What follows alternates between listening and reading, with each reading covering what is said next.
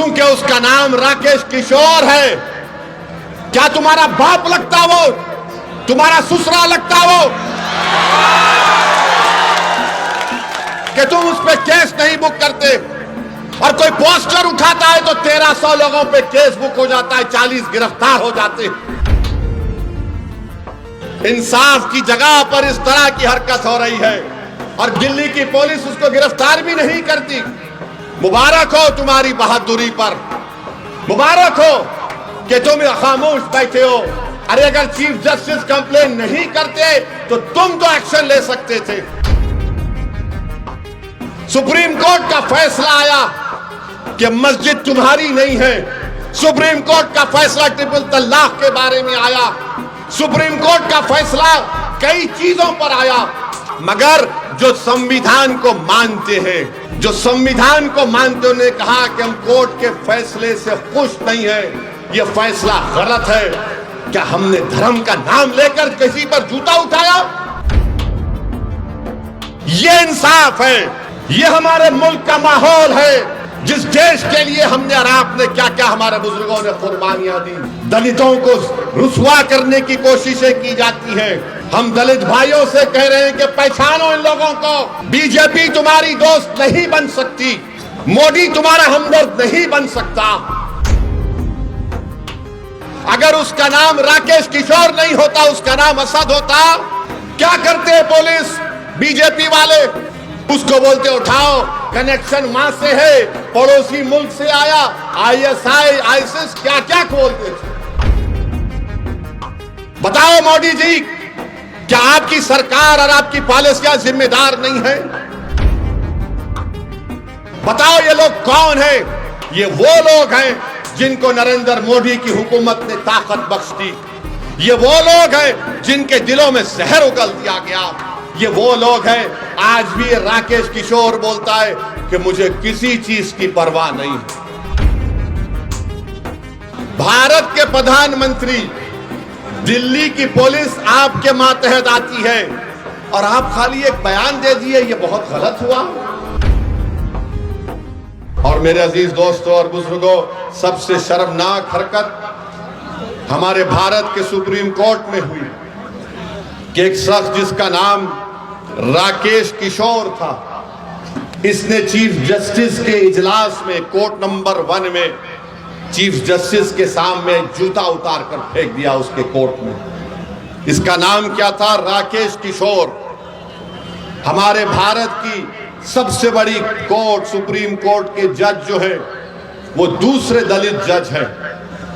मैं हमारे दलित भाइयों को पैगाम देना चाह रहा हूं, हमारे अंबेडकरवादी आइडियोलॉजी को मानने वालों को पैगाम दे रहा हूं, जो बाबा साहेब अंबेडकर को मानते हैं उनको पैगाम दे रहा हूं, उन भारत के नागरिकों को जो संविधान को मानते हैं उनको पैगाम दे रहा हूं। ये तारीखी सरजमीन में खड़े होकर बोल रहा हूं, चीफ जस्टिस ऑफ इंडिया के कोर्ट में एक शख्स अपना जूता उठाकर चीफ जस्टिस के कोर्ट में फेंकता है। मेरे भाई आप बताइए क्या हो रहा है? और जब उस शख्स ने नारा क्या लगाया, सुप्रीम कोर्ट के चीफ जस्टिस के इजलास में नारा क्या लगाया कि सनातन धर्म का अपमान नहीं सहेगा हिंदुस्तान। उसने नारा लगाया और अपनी जेब से उसके कागज भी निकला, उसमें लिखा था कि सनातन धर्म का अपमान नहीं सहेगा हिंदुस्तान। हम मोदी से पूछना चाह रहे हैं, मोहन भगवत से पूछना चाह रहे हैं, नीतीश कुमार से पूछना चाह रहे हैं, बताओ इस शख्स में इतनी हिम्मत कैसे आई कि वो सुप्रीम कोर्ट के चीफ जस्टिस के इजलास में जाकर जूता उठाकर भारत के दूसरे दलित चीफ जस्टिस ऑफ इंडिया की तरफ फेंके। नरेंद्र मोदी 11 साल आपके प्रधानमंत्री की मौजूदगी में इस तरह का जहर फैला दिया आपने। इसको हिम्मत कैसा हुई इस राकेश किशोर को? इसको ताकत कहां से मिली? इसने क्यों लिखा ये कि सनातन धर्म का अपमान नहीं सहेगा हिंदुस्तान? बताओ मोदी जी, क्या आपकी सरकार और आपकी पॉलिसियां जिम्मेदार नहीं है? जबकि सुप्रीम कोर्ट के चीफ जस्टिस ने कोई फैसला नहीं दिया, कुछ बात नहीं कि एक ओरल ऑब्जर्वेशन था उनका, मगर इसको तकलीफ हुई इस राकेश किशोर को, इसने चीफ जस्टिस ऑफ इंडिया के इजलास में आकर जूता उठाकर फेंक दिया। उसको अब तक गिरफ्तार नहीं करी पुलिस। अगर उसका नाम असद होता तो अब तक मुझे गिरफ्तार कर लिया जाता। नाम क्या था? राकेश किशोर। ऊपर वाले हैं, बड़े लोग हैं, हम कमतर हैं। सुनो मेरे दलित भाइयों, चीफ जस्टिस ने कहा कि मैं कंप्लेन नहीं करूंगा, ठीक है, मगर मैं बड़ी इज्जत के साथ चीफ जस्टिस के इस फैसले को नहीं मानता, क्योंकि सवाल आप पर जूता फेंकने का नहीं है। क्योंकि आए दिन हम देखते हैं कि दलितों को पीटा जाता है, मारा जाता है, मूंछ अगर रखते हैं या अगर घोड़े पर बैठकर अपनी बारात निकालता है तो नहीं निकालने दिया जाता। चीफ जस्टिस ने कंप्लेन नहीं की, हम मानते हो सही नहीं था। मगर दिल्ली पुलिस को क्या हुआ? दिल्ली पुलिस 100 मोटो एक्शन ले सकती। और मैं आपको बता रहा हूं, देश को बता रहा हूं, जब हमारी संसद पार्लियामेंट में 2 नौजवान कूद गए संसद में, याद है? कूदे थे। कूदने के बाद एक धुआं उन्होंने छोड़ा, उन पर अनलॉफुल एक्टिविटीज प्रिवेंशन एक्ट लगाया गया। भारत के प्रधानमंत्री, दिल्ली की पुलिस आपके मातहत आती है और आप खाली एक बयान दे दिए, ये बहुत गलत हुआ। अरे आपको तो ये करना चाहिए था कि आप उस शख्स पर जिसका नाम राकेश किशोर है उस पर यूएपीए लगाते। यूएपीए लगाते, पुलिस खुद से कंप्लेन कर सकती है। अगर उसका नाम राकेश किशोर नहीं होता, उसका नाम असद होता, क्या करते पुलिस? बीजेपी वाले उसको बोलते उठाओ, कनेक्शन वहां से है, पड़ोसी मुल्क से आया, आईएसआई, आईसिस, क्या क्या खोलते थे। और यह शख्स कह रहा है कि सनातन धर्म का अपमान नहीं सहेगा हिंदुस्तान। मोदी जी, फर्क उसमें और दूसरों में यह है कि जिस जगह पर मस्जिद को शहीद कर दिया गया था, कोर्ट का फैसला आया कि किसी ने नहीं तोड़ा। सुप्रीम कोर्ट का फैसला आया कि मस्जिद तुम्हारी नहीं है। सुप्रीम कोर्ट का फैसला ट्रिपल तलाक के बारे में आया।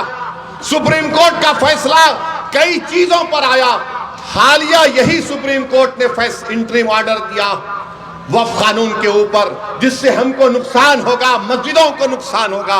मगर जो संविधान को मानते हैं, जो संविधान को मानते, उन्होंने कहा कि हम कोर्ट के फैसले से खुश नहीं है, यह फैसला गलत है। क्या हमने धर्म का नाम लेकर किसी पर जूता उठाया? बताओ ये लोग कौन है? ये वो लोग हैं जिनको नरेंद्र मोदी की हुकूमत ने ताकत बख्श दी। ये वो लोग हैं जिनके दिलों में जहर उगल दिया गया। ये वो लोग हैं, आज भी राकेश किशोर बोलता है कि मुझे किसी चीज की परवाह नहीं है, मुझे कोई गम नहीं है कि मैंने चीफ जस्टिस ऑफ इंडिया के सामने जूता उठाकर फेंका। ये क्या हो रहा है हमारे देश में? इंसाफ की जगह पर इस तरह की हरकत हो रही है और दिल्ली की पुलिस उसको गिरफ्तार भी नहीं करती। मुबारक हो तुम्हारी बहादुरी पर, मुबारक हो कि तुम खामोश बैठे हो। अरे अगर चीफ जस्टिस कंप्लेन नहीं करते तो तुम तो एक्शन ले सकते थे, लेकर जाते हो उसको। उत्तर प्रदेश में बच्चों को पकड़ा जाता है, पीटा जाता है और पुलिस की गाड़ी से उतारकर उनको बोलते हैं कि कान पकड़कर माफी मांगो, क्योंकि उसका नाम राकेश किशोर है। क्या तुम्हारा बाप लगता वो? तुम्हारा ससुरा लगता वो कि तुम उस पे केस नहीं बुक करते? और कोई पोस्टर उठाता है तो 1300 लोगों पे केस बुक हो जाता है, 40 गिरफ्तार हो जाते। सुप्रीम कोर्ट के चीफ जस्टिस के कोर्ट में जूता फेंकता है और ये लोग कोई केस रजिस्टर नहीं करते, पकड़ना तो दूर की बात। ये इंसाफ है, ये हमारे मुल्क का माहौल है जिस देश के लिए हमने और आपने क्या क्या हमारे बुजुर्गों ने कुर्बानियां दी। दलितों को रुसवा करने की कोशिशें की जाती हैं। हम दलित भाइयों से कह रहे हैं कि पहचानो इन लोगों को, बीजेपी तुम्हारी दोस्त नहीं बन सकती, मोदी तुम्हारा हमदर्द नहीं बन सकता। भारत की तारीख का दूसरा दलित चीफ जस्टिस ऑफ इंडिया है। ये चीफ जस्टिस ऑफ इंडिया के वालिद जो थे, उनके वालिद जब बाबा साहेब अंबेडकर ने हिंदुइज्म को छोड़कर नागपुर में बौद्ध मजहब को इख्तियार किया तो उनके वालिद साथ थे बाबा साहेब अंबेडकर के। मेरे भाई, ये हालात है वतन अजीज के।